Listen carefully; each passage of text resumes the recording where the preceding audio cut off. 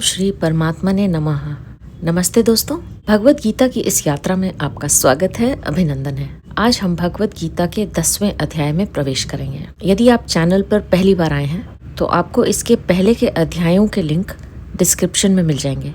Channel पे आपको भगवत गीता नाम की प्लेलिस्ट मिलेगी। उस प्लेलिस्ट में आपको भगवत गीता के सारे अध्याय क्रम पूर्वक मिल जाएंगे।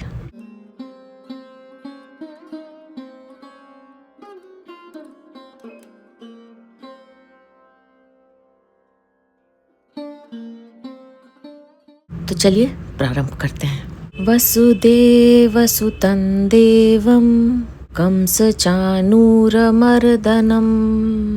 देवकी परमानन्दं कृष्णं वन्दे जगद्गुरुम्।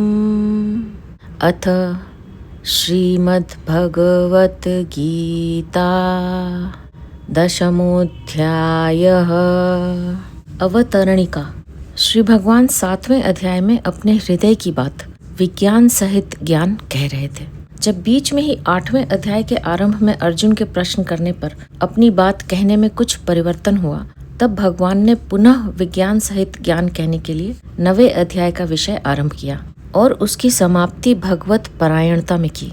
फिर भी भगवान के मन में और कहने का भाव रहा। उन्हें अपने कथन पर संतोष नहीं हुआ। जैसे भक्त को भगवान की बात सुनते हुए तृप्ति नहीं होती, गीता 10वें अध्याय का 18वां श्लोक, ऐसे ही अपने प्यारे भक्त अर्जुन के प्रति अपने हृदय की बात कहते कहते भगवान को तृप्ति नहीं हो रही थी। कारण कि भगवान के हृदय की गोपनीय बात भक्त के सिवाय संसार में और कोई सुनने वाला नहीं है। अतः भगवान अर्जुन के बिना पूछे ही कृपा पूर्वक 10वें अध्याय का विषय आरंभ कर देते हैं।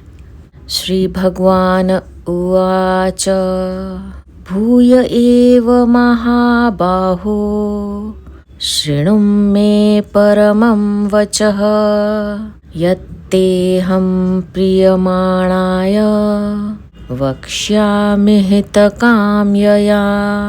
श्री भगवान बोले, हे महाबाहो अर्जुन, मेरे परम वचन को तुम फिर भी सुनो, जिसे मैं मुझ में अत्यंत प्रेम रखने वाले तुम्हारे लिए हित की कामना से कहूँगा।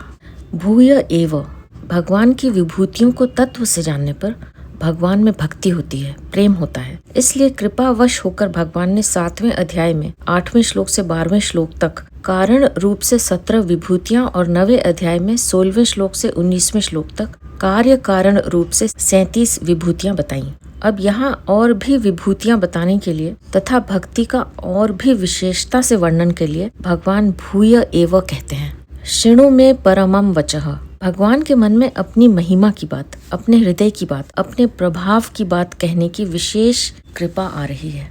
इसलिए वे अर्जुन से कहते हैं कि तू फिर भी मेरे परम वचन को सुन। दूसरा भाव यह है कि भगवान जहाँ जहाँ अर्जुन को अपनी विशेष महत्ता, प्रभाव, ऐश्वर्य आदि बताते हैं, अर्थात अपने आप को खोल करके बताते हैं, वहाँ वहाँ वे परम वचन, रहस्य आदि शब्दों का प्रयोग करते हैं। जैसे 4थे अध्याय के 3रे श्लोक में रहस्यम ये तदुत्तमम पदों से बताते हैं कि जिसने सूर्य को उपदेश दिया था, वही मैं तेरे रथ के घोड़े हाँकता हुआ तेरे सामने बैठा हूँ। 18वें अध्याय के 64वें श्लोक में शृणु में परमम वचः पदों से यह परम वचन कहते हैं कि तू संपूर्ण धर्मों का निर्णय करने की झंझट को छोड़कर एक मेरी शरण में आ जा, मैं तुझे संपूर्ण पापों से मुक्त कर दूंगा, चिंता मत कर। 18वें अध्याय का 66वां श्लोक। यहाँ शृणु में परमम वचः पदों से भगवान का आशय है कि प्राणियों के अनेक प्रकार के भाव मेरे से ही पैदा होते हैं और मेरे में ही भक्ति भाव रखने वाले 7 महर्षि, 4 सनक आदि तथा 14 मनु, ये सभी मेरे मन से पैदा होते हैं। तात्पर्य है कि सबके मूल में मैं ही हूँ। जैसे आगे 13वें अध्याय में ज्ञान की बात कहते हुए भी 14वें अध्याय के आरंभ में भगवान ने फिर ज्ञान का वर्णन करने की प्रतिज्ञा की है। ऐसे ही 7वें और 9वें अध्याय में ज्ञान विज्ञान की बात कहते हुए भी 10वें अध्याय के आरंभ में फिर उसी विषय को कहने की प्रतिज्ञा करते हैं। 14वें अध्याय के आरंभ में भगवान ने परमम भूय प्रवक्ष्यामि ज्ञानानाम ज्ञानमुत्तमम कहा और यहाँ 10वें अध्याय के आरंभ में शृणु में परमम वचः कहा।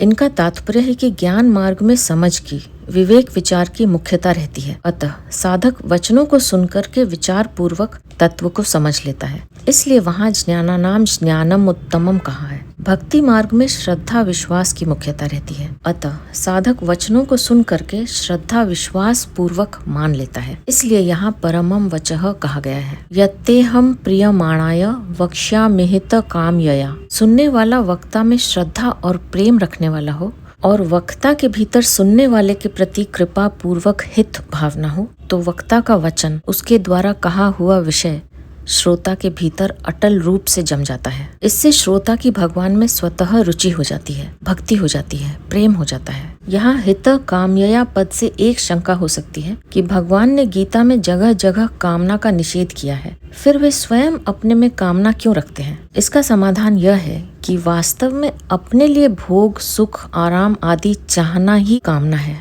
दूसरों के हित की कामना कामना है ही नहीं। दूसरों के हित की कामना तो त्याग है और अपनी कामना को मिटाने का मुख्य साधन है। इसलिए भगवान सबको धारण करने के लिए आदर्श रूप से कह रहे हैं कि जैसे मैं हित की कामना से कहता हूँ, ऐसे ही मनुष्य मात्र को चाहिए कि वह प्राणी मात्र के हित की कामना से ही सबके साथ यथा योग्य व्यवहार करे।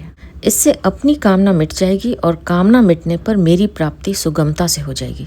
प्राणी मात्र के हित की कामना रखने वाले को मेरे सगुण स्वरूप की प्राप्ति भी हो जाती है। ते प्राप्नुवन्ति मामेव सर्वभूत हिते रताः। गीता 12वें अध्याय का 4था श्लोक। और निर्गुण स्वरूप की प्राप्ति भी हो जाती है। लभन्ते ब्रह्म निर्वाणम सर्वभूत हिते रताः। गीता 5वें अध्याय का 25वां श्लोक। यहाँ परिशिष्ट भाव यह है कि अर्जुन युद्ध क्षेत्र में आकर भी विजय की कामना न रखकर अपना कल्याण चाहते हैं। इसलिए उनके लिए महाबाहो संबोधन आया है। यह संबोधन अर्जुन की श्रेष्ठता का, उपदेश धारण करने की सामर्थ्य का, अधिकार का सूचक है। परमम वचः, जीव मात्र का कल्याण करने वाले होने से भगवान के वचन परम अर्थात अत्यंत श्रेष्ठ है। मात्र जीवों का कल्याण करने वाली होने से ही भगवत गीता विश्व मात्र को प्रिय, विश्व वंद्य है। वक्ष्यामि हित कामयया, अर्जुन जीव मात्र के प्रतिनिधि हैं और अपना हित ही चाहते हैं।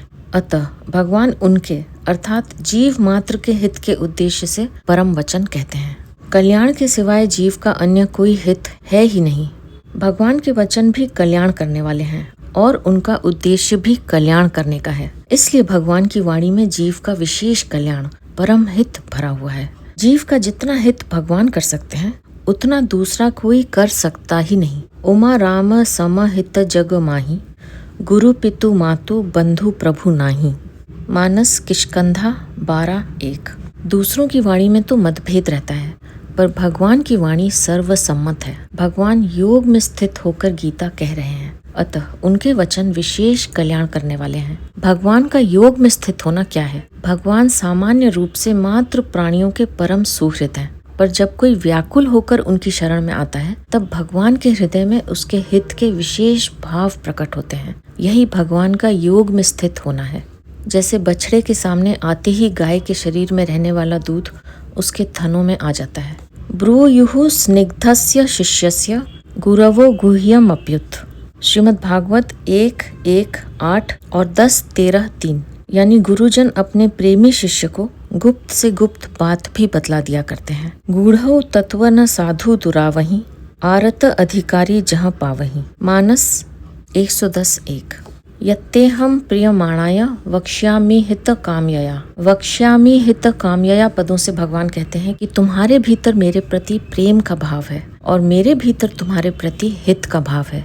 इसलिए मैं वह विज्ञान सहित ज्ञान पुनः कहूँगा जो मैंने 7वें और 9वें अध्याय में कहा है। इससे सिद्ध होता है कि 7वां, 9वां और 10वां तीनों अध्यायों में भगवान ने प्राणी मात्र के हित की कामना से अपने हृदय की बात कही है। परम वचन के विषय में जिसे मैं आगे कहूँगा, मेरे सिवाय पूरा पूरा बताने वाला अन्य कोई नहीं मिल सकता। इसका कारण क्या है? इस कारण को भगवान आगे के श्लोक में बतलाते हैं। न मे विदुः सुरगणाः प्रभवं न महर्षयः, अहमादिर्हि देवानां महर्षीणां च सर्वशः। श्री भगवान बोले, मेरे प्रकट होने को न देवता जानते हैं और न महर्षि। क्योंकि मैं सब प्रकार से देवताओं का और महर्षियों का आदि हूँ। न मे विदुः सुरगणाः प्रभवम न महर्षयः। यद्यपि देवताओं के शरीर, बुद्धि, लोक, सामग्री आदि सब दिव्य हैं, तथापि वे मेरे प्रकट होने को नहीं जानते। तात्पर्य है कि मेरा जो विश्व रूप से प्रकट होना है, मत्स्य, कच्छप आदि अवतार रूप से प्रकट होना है, सृष्टि में क्रिया, भाव और विभूति रूप से प्रकट होना है, ऐसे मेरे प्रकट होने के उद्देश्य को, लक्ष्य को, हेतुओं को देवता भी पूरा पूरा नहीं जानते। मेरे प्रकट होने का पूरा पूरा जानना तो दूर रहा, उनको तो मेरे दर्शन भी बड़ी कठिनता से होते हैं। इसलिए वे मेरे दर्शन के लिए हर दम लालायित रहते हैं। गीता 11वें अध्याय का 52वां श्लोक। ऐसे ही जिन महर्षियों ने अनेक ऋचाओं को, मंत्रों को, विद्याओं को, विलक्षण विलक्षण शक्तियों को प्रकट किया है, जो संसार से ऊंचे उठे बैठे हैं, जो दिव्य अनुभव से युक्त हैं, जिनके लिए कुछ करना, जानना और पाना बाकी नहीं रहा है, ऐसे तत्वज्ञ जीवन मुक्त महर्षि लोग भी मेरे प्रकट होने को, अर्थात मेरे अवतारों को, अनेक प्रकार की लीलाओं को, मेरे महत्व को पूरा पूरा नहीं जानते। यहाँ भगवान ने देवताओं और महर्षि इन दोनों का नाम लिया है। इसमें ऐसा मालूम देता है कि ऊंचे पद की दृष्टि से देवता का नाम और ज्ञान की दृष्टि से महर्षि का नाम लिया गया है।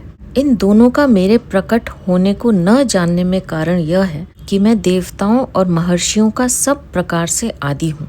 अहम आदिर ही देवानाम महर्षीणाम च सर्वशः। उनमें जो कुछ बुद्धि है, शक्ति है, सामर्थ्य है, पद है, प्रभाव है, महत्ता है, वह सब उन्होंने मेरे से ही प्राप्त की है। अतः मेरे से प्राप्त किए हुए प्रभाव, शक्ति, सामर्थ्य आदि से वे मुझे पूरा कैसे जान सकते हैं, अर्थात नहीं जान सकते। जैसे बालक जिस माँ से पैदा हुआ है उस माँ के विवाह को और अपने शरीर के पैदा होने को नहीं जान सकता, ऐसे ही देवता और महर्षि मेरे से ही प्रकट हुए हैं। अतः वे मेरे प्रकट होने को और अपने कारण को नहीं जानते। कार्य अपने कारण में लीन तो हो सकता है पर उसको जान नहीं सकता। ऐसे ही देवता और महर्षि मेरे से उत्पन्न होने से, मेरा कार्य होने से कारण रूप से मुझे नहीं जान सकते, प्रत्युत मेरे में लीन हो सकते हैं। तात्पर्य यह हुआ कि देवता और महर्षि भगवान के आदि को, अंत को और वर्तमान की इयत्ता को, अर्थात भगवान ऐसे ही हैं, इतने ही अवतार लेते हैं, इस माप तौल को नहीं जान सकते। कारण कि इन देवताओं और महर्षियों के प्रकट होने से पहले भी भगवान ज्यों के त्यों ही थे और उनके लीन होने पर भी भगवान ज्यों के त्यों ही रहेंगे। अतः जिनके शरीरों का आदि और अंत होता रहता है, वे देवता और महर्षि अनादि अनंत को, अर्थात असीम परमात्मा को अपनी सीमित बुद्धि, योग्यता, सामर्थ्य आदि के द्वारा कैसे जान सकते हैं। असीम को अपनी सीमित बुद्धि के अंतर्गत कैसे ले सकते हैं, अर्थात नहीं ले सकते। इसी अध्याय के 14वें श्लोक में अर्जुन ने भी भगवान से कहा है कि आपको देवता और दानव नहीं जानते, क्योंकि देवताओं के पास भोग सामग्री की और दानवों के पास माया शक्ति की अधिकता है। तात्पर्य है कि भोगों में लगे रहने से देवताओं को मुझको जानने के लिए समय ही नहीं मिलता और माया शक्ति से छल कपट करने से दानव मुझको जान ही नहीं सकते। यहाँ परिशिष्ट भाव यह है कि 7वें अध्याय के 3 श्लोक में भगवान ने मनुष्याणाम सहस्रेषु पदों से जो बात कही थी, वह यहाँ न में विदुः पदों से कहते हैं। वे भगवान को क्यों नहीं जानते, इसका हेतु बताते हैं कि मैं सब तरह से देवताओं और महर्षियों का आदि हूँ। 7वें अध्याय के 26वें श्लोक में भी भगवान ने कहा है कि भूत, भविष्य और वर्तमान के सब प्राणियों को मैं जानता हूँ, पर मुझे कोई नहीं जानता। इसलिए अर्जुन ने भी आगे 14वें 15वें श्लोकों में कहा है कि आपको न देवता जानते हैं और न दानव ही जानते हैं, प्रत्युत आप स्वयं ही अपने आप से अपने आप को जानते हैं। इस श्लोक में भगवान ने राजगुह्य बात कही है। भगवान विद्या, बुद्धि, योग्यता, सामर्थ्य आदि से जानने में नहीं आते, प्रत्युत जिज्ञासु के श्रद्धा विश्वास से एवं भगवत कृपा से ही जानने में आते हैं। श्लोक में कहा गया कि देवता और महर्षि लोग भी भगवान के प्रकट होने को सर्वथा नहीं जान सकते, तो फिर मनुष्य भगवान को कैसे जानेगा और उसका कल्याण कैसे होगा? इसका उपाय भगवान आगे के श्लोक में बताते हैं। यो माम जमनादिम च वेत्ति लोकमहेश्वरम् असम्मूढ समर्थ्येषु सर्वपापैः प्रमुच्यते। श्री भगवान बोले, जो मनुष्य मुझे अजन्मा, अनादि और संपूर्ण लोकों का महान ईश्वर जानता है, अर्थात दृढ़ता से संदेह रहित स्वीकार कर लेता है, वह मनुष्यों में ज्ञानवान है और वह संपूर्ण पापों से मुक्त हो जाता है। यो माम जम नादिम च वेत्ति लोक महेश्वरम।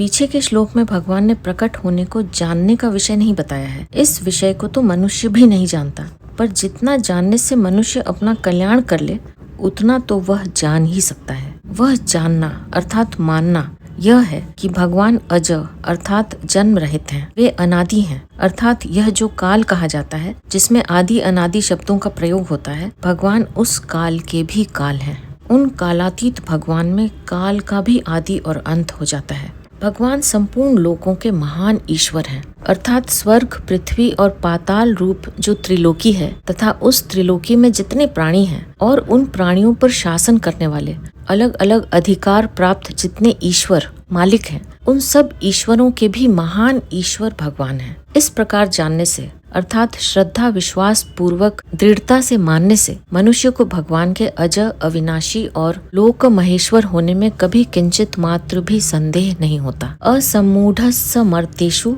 सर्व पापैः प्रमुच्यते। भगवान को अज अविनाशी और लोक महेश्वर जानने से मनुष्य पापों से मुक्त कैसे होगा? भगवान जन्म रहित हैं, नाश रहित हैं, अर्थात उनमें कभी किंचित मात्र भी परिवर्तन नहीं होता। वे अजन्मा तथा अविनाशी रहते हुए भी सबके महान ईश्वर हैं। वे सब देश में रहने के नाते यहाँ भी हैं, सब समय में होने के नाते अभी भी हैं, सबके होने के नाते मेरे भी हैं और सबके मालिक होने के नाते मेरे अकेले के भी मालिक हैं। इस प्रकार दृढ़ता से मान ले, इसमें संदेह की गंध भी न रहे। साथ ही साथ यह जो क्षण भंगुर संसार है, जिसका प्रतिक्षण परिवर्तन हो रहा है और जिसको जिस क्षण में जिस रूप में देखा है उसको दूसरे क्षण में उस रूप में दोबारा कोई भी देख नहीं सकता, क्योंकि वह दूसरे क्षण में वैसा रहता ही नहीं। इस प्रकार संसार को यथार्थ रूप से जान ले। जिसने अपने सहित सारे संसार के मालिक भगवान को दृढ़ता से मान लिया है और संसार की क्षण भंगुरता को तत्व से ठीक जान लिया है, उसका संसार में मैं और मेरापन रह ही नहीं सकता। प्रत्युत एकमात्र भगवान में ही अपनापन हो जाता है, तो वह पापों से मुक्त नहीं होगा तो और क्या होगा। ऐसा मूर्खता रहित मनुष्य ही भगवान को तत्व से अज अविनाशी और लोक महेश्वर जानता है और वही सब पापों से मुक्त हो जाता है। उसके क्रियामाण संचित आदि संपूर्ण कर्म नष्ट हो जाते हैं। मनुष्य को इस वास्तविकता का अनुभव करने की आवश्यकता है। केवल तोते की तरह सीखने की आवश्यकता नहीं है। तोते की तरह सीखा हुआ ज्ञान पूरा काम नहीं देता। असम्मूढ़ता क्या है? संसार यानी शरीर किसी के भी साथ कभी रह ही नहीं सकता तथा कोई भी संसार के साथ कभी रह ही नहीं सकता, और परमात्मा किसी से भी कभी अलग हो नहीं सकते और कोई भी परमात्मा से कभी अलग हो नहीं सकता। यह वास्तविकता है। इस वास्तविकता को न जानना ही सम्मूढ़ता है और इसको यथार्थ जानना ही असम्मूढ़ता है। यह असम्मूढ़ता जिसमें रहती है वह मनुष्य असम्मूढ़ कहा जाता है।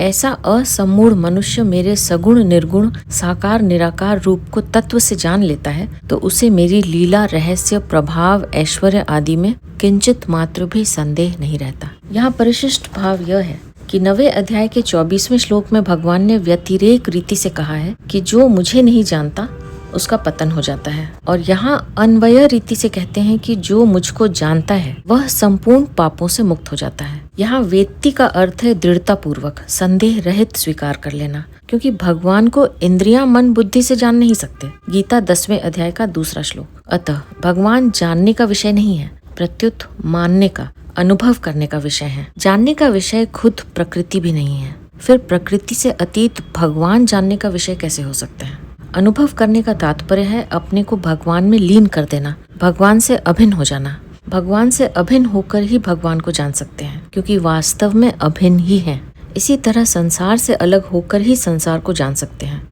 क्योंकि वास्तव में संसार से अलग ही हैं। महर्षिगण भगवान के आदि को तो नहीं जान सकते, पर वे भगवान को अज अनादि तो जानते ही हैं। भगवान का अंश होने से जीव भी अज अनादि है, अतः वह भगवान को अज अनादि जानेगा तो अपने को भी वैसा ही अज अनादि जानेगा, क्योंकि जीव भगवान से अभिन्न होकर ही भगवान को जानता है। अपने को अज अनादि जानने पर वह मूर्ता रहित हो जाता है। फिर उसमें पाप कैसे रहेंगे? क्योंकि पाप तो पीछे पैदा हुए हैं, अज अनादि पहले से है। सर्व पापैः प्रमुच्यते का तात्पर्य है गुणों के संग से रहित होना। गुणों का संग रहते हुए मनुष्य पापों से मुक्त नहीं हो सकता, क्योंकि गुणों का संग पापों का मूल कारण है। आगे 4 से 6 श्लोक तक असम्मूढ़ता का ही विवेचन हुआ है, जिसमें भगवान ने अपने को सबका आदि बताया है। भगवान स्वयं अनादि हैं और भावों के साथ महर्षियों के आदि हैं। पहले श्लोक में भगवान ने जिस परम वचन को सुनने की आज्ञा दी थी उसको अब आगे के 3 श्लोकों में बताते हैं। बुद्धिर्ज्ञानम् असम्मोहः क्षमा सत्यं दमः शमः सुखं दुःखं भवो भावो भयं चाभयमेव च अहिंसा समता तुष्टिः तपोदानं यशो यशः भवन्ति भावा भूतानां मत्त एव पृथग् विधाः। श्री भगवान बोले बुद्धि, ज्ञान, असम्मोह, क्षमा, सत्य, दम, शम तथा सुख, दुख, उत्पत्ति, विनाश, भय, अभय और अहिंसा, समता, संतोष, तप, दान, यश और अपयश प्राणियों के ये अनेक प्रकार के अलग अलग यानी 20 भाव मुझसे ही होते हैं। बुद्धि ही उद्देश्य को लेकर निश्चय करने वाली वृत्ति का नाम बुद्धि है। ज्ञानम सार असार, ग्राह्य अग्राह्य, नित्य अनित्य, सत असत, उचित अनुचित, कर्तव्य अकर्तव्य, ऐसा जो विवेक अर्थात अलग अलग जानकारी है उसका नाम ज्ञान है। यह ज्ञान, यह विवेक मानव मात्र को भगवान से मिला है। असम्मोह शरीर और संसार को उत्पत्ति विनाशशील जानते हुए भी उनमें मैं और मेरापन करने का नाम सम्मोह है और इसके न होने का नाम असम्मोह है।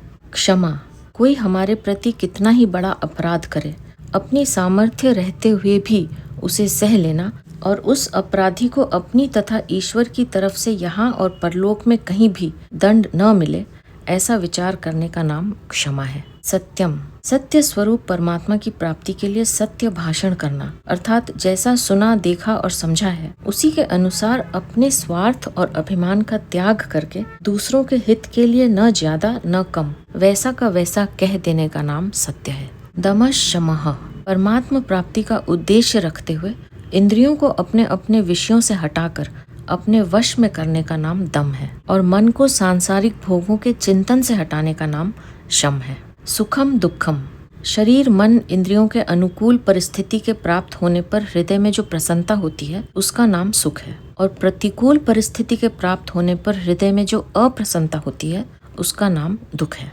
भवो भावः सांसारिक वस्तु, व्यक्ति, घटना, परिस्थिति, भाव आदि के उत्पन्न होने का नाम भव है और इन सबके लीन होने का नाम अभाव है। भयम चा भयमेव च अपने आचरण, भाव आदि शास्त्र और लोक मर्यादा के विरुद्ध होने से अंतःकरण में अपना अनिष्ट होने की जो एक आशंका होती है उसको भय कहते हैं। मनुष्य के आचरण, भाव आदि अच्छे हैं, वह किसी को कष्ट नहीं पहुंचाता, शास्त्र और संतों के सिद्धांत से विरुद्ध कोई आचरण नहीं करता, तो उसके हृदय में अपना अनिष्ट होने की आशंका नहीं रहती अर्थात उसको किसी से भय नहीं होता। इसी को अभय कहते हैं।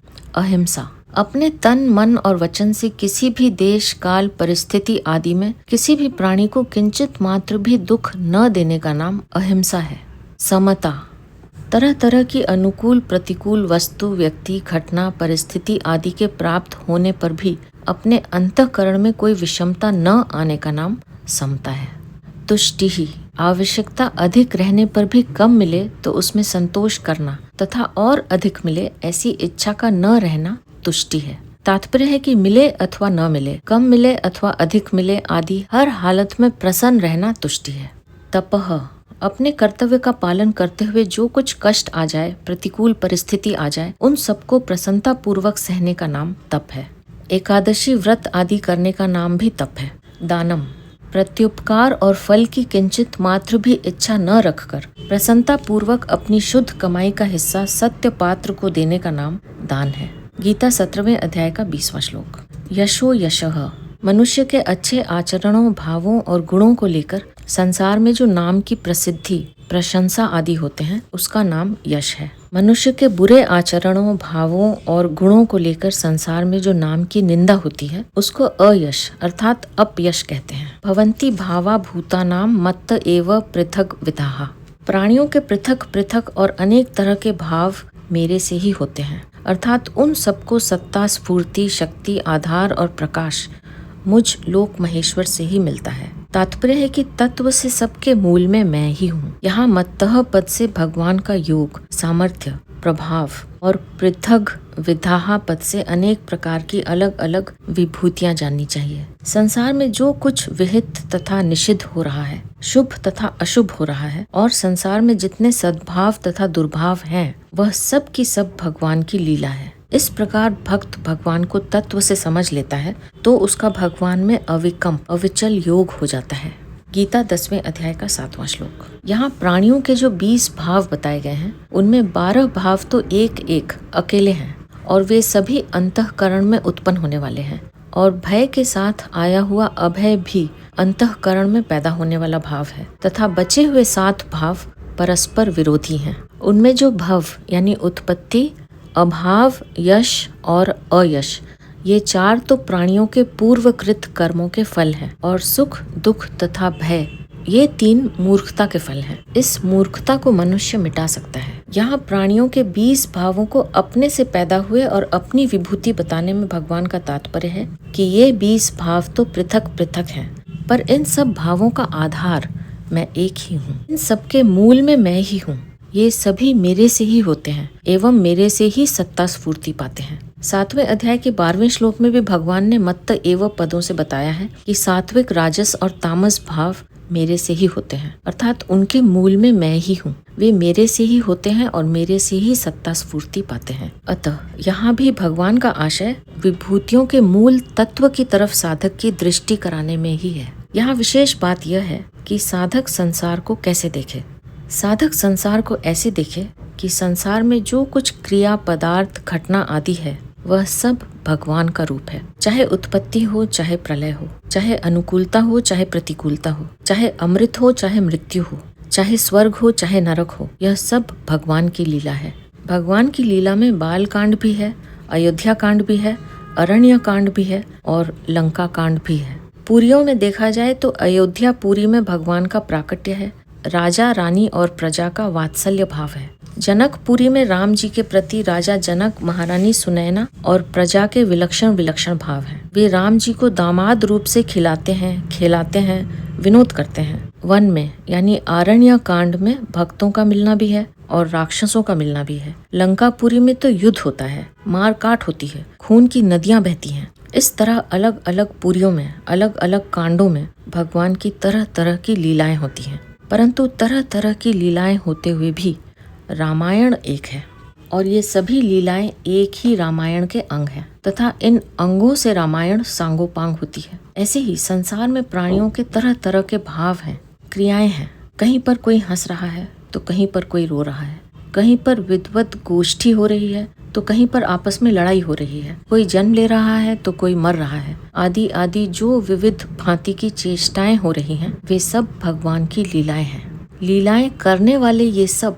भगवान के रूप हैं। इस प्रकार भक्त की दृष्टि हर दम भगवान पर ही रहनी चाहिए, क्योंकि इन सब के मूल में एक परमात्मा तत्व ही है। यहाँ परिशिष्ट भाव यह है कि ज्ञान की दृष्टि से तो सभी भाव प्रकृति से होते हैं, पर भक्ति की दृष्टि से सभी भाव भगवान से होते हैं। अगर इन भावों को जीव का मान ले तो जीव भी भगवान की ही अपरा प्रकृति होने से भगवान से अभिन्न है। अतः ये भाव भगवान के ही हुए। भगवान में तो ये भाव निरंतर रहते हैं, पर जीव में अपरा के संग से आते जाते रहते हैं। भगवान से उत्पन्न होने के कारण सभी भाव भगवत स्वरूप ही हैं। पृथग विधाहा कहने का तात्पर्य है कि जैसे हाथ एक ही होता है पर उसमें अंगुलियां अलग अलग होती हैं, ऐसे ही भगवान एक ही हैं पर उनसे प्रकट होने वाले भाव अलग अलग हैं। एक ही भगवान में अनेक प्रकार के परस्पर विरुद्ध भाव एक साथ रहते हैं। महर्ष्य सप्त पूर्वे चत्वारो मनवस्तथा मद्भावा मानसा जाता येषां लोक इमाः प्रजाः।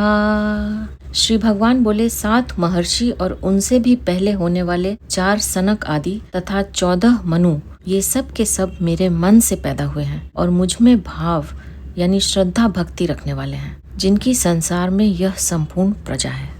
पीछे के 2 श्लोकों में भगवान ने प्राणियों के भाव रूप से 20 विभूतियां बताई। अब इस श्लोक में व्यक्ति रूप से 25 विभूतियां बता रहे हैं। जो कि प्राणियों में विशेष प्रभावशाली और जगत की कारण है। महर्षि सप्त, जो दीर्घ आयु वाले, मंत्रों को प्रकट करने वाले, ऐश्वर्यवान, दिव्य दृष्टि वाले, गुण विद्या आदि से वृद्ध, धर्म का साक्षात करने वाले और गोत्रों के प्रवर्तक हैं। ऐसे 7 गुणों से युक्त ऋषि सप्तर्षि कहे जाते हैं। सप्तैते सप्तभिश्चैव गुणैः सप्तर्ष्य स्मृताः दीर्घायुषो मंत्रकृत ईश्वरो दिव्य चक्षुषः वृद्धाः प्रत्यक्ष धर्माणो गोत्र प्रवर्तकाश्च ये।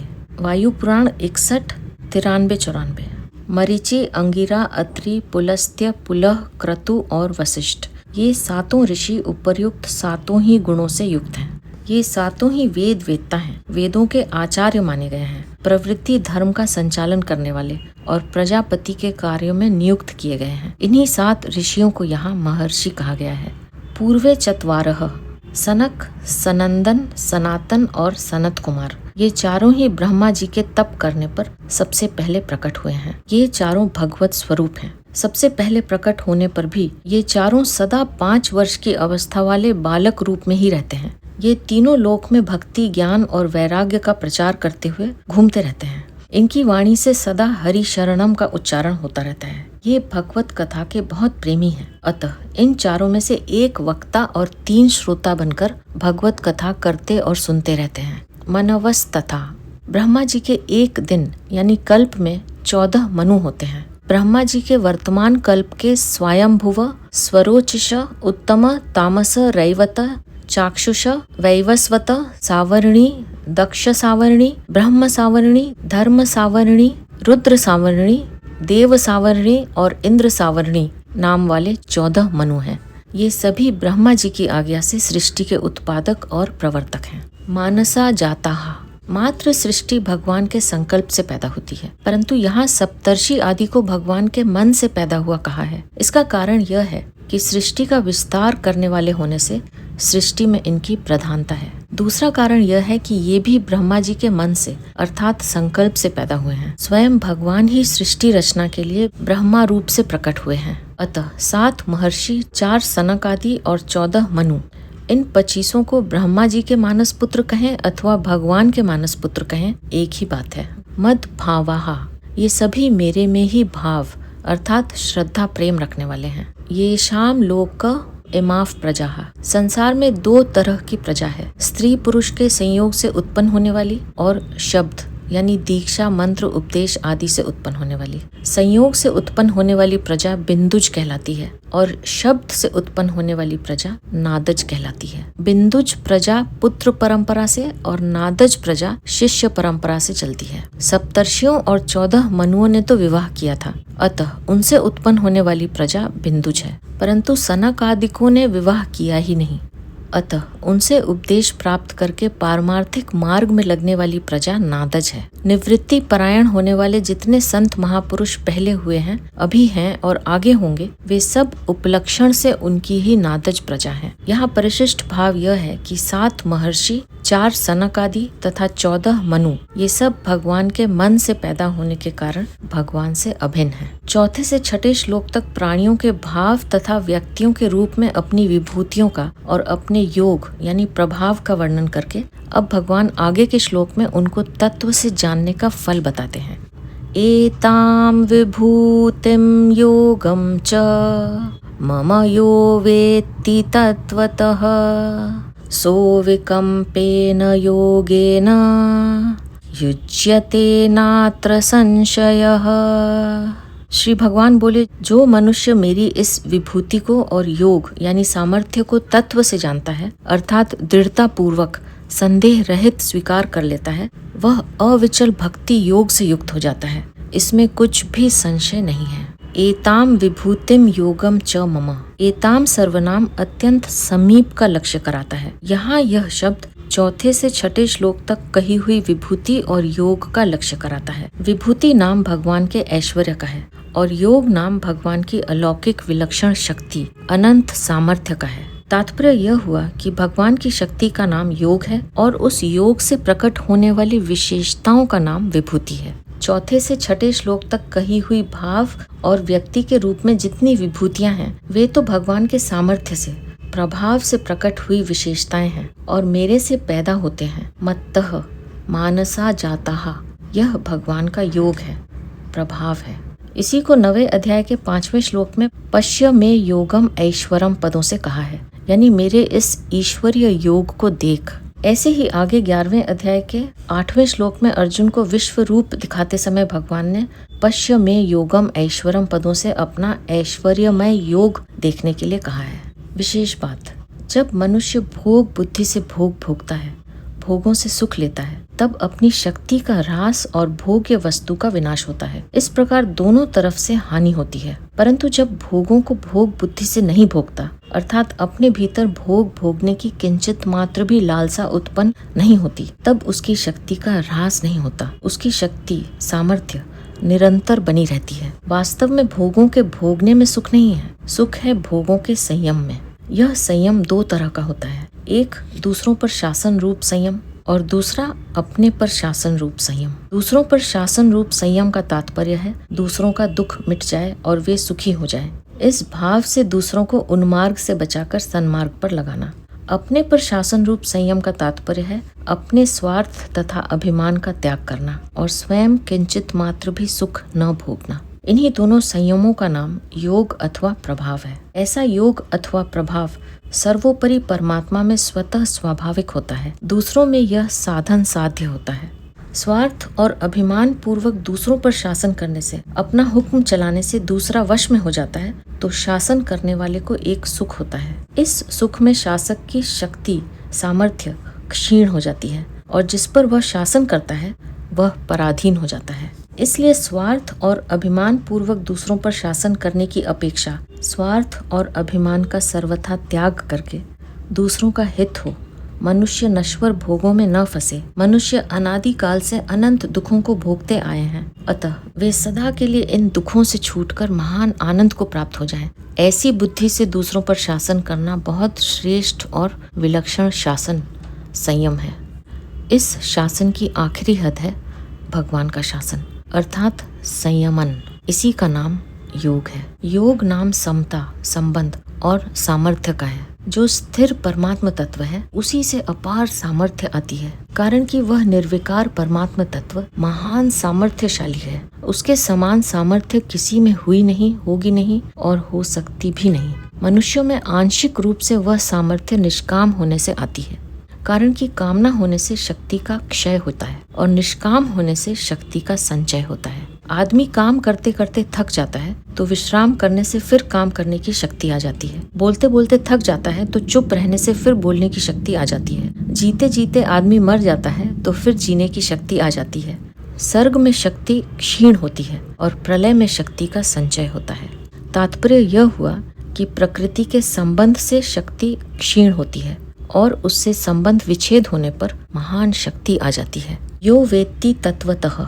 विभूति और योग को तत्व से जानने का तात्पर्य है कि संसार में कारण रूप से मेरा जो प्रभाव, सामर्थ्य है और उसमें कार्य रूप में प्रकट होने वाली जितनी विशेषताएं हैं, अर्थात वस्तु, व्यक्ति आदि में जो कुछ विशेषता दिखने में आती है, प्राणियों के अंतःकरण में प्रकट होने वाले जितने भाव हैं और प्रभावशाली व्यक्तियों में ज्ञान दृष्टि से, विवेक दृष्टि से तथा संसार उत्पत्ति और संचालन की दृष्टि से जो कुछ विलक्षणता है, उन सब के मूल में मैं ही हूँ और मैं ही सबका आदि हूँ।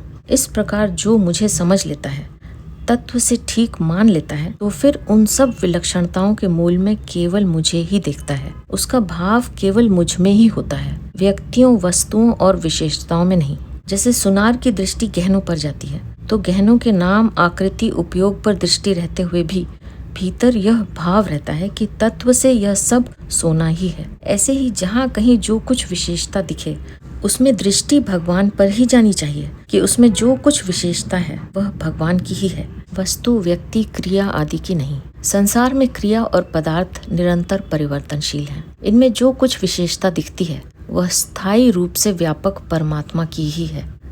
जहाँ जहाँ विलक्षणता, अलौकिकता आदि दिखे वहाँ वहाँ वस्तु, व्यक्ति आदि की ही विलक्षणता मानने से मनुष्य उसी में उलझ जाता है और मिलता उसे कुछ नहीं। कारण कि वस्तुओं में जो विलक्षणता दिखती है वह उस अपरिवर्तनशील परमात्म तत्व की ही झलक है, परिवर्तनशील वस्तु की नहीं।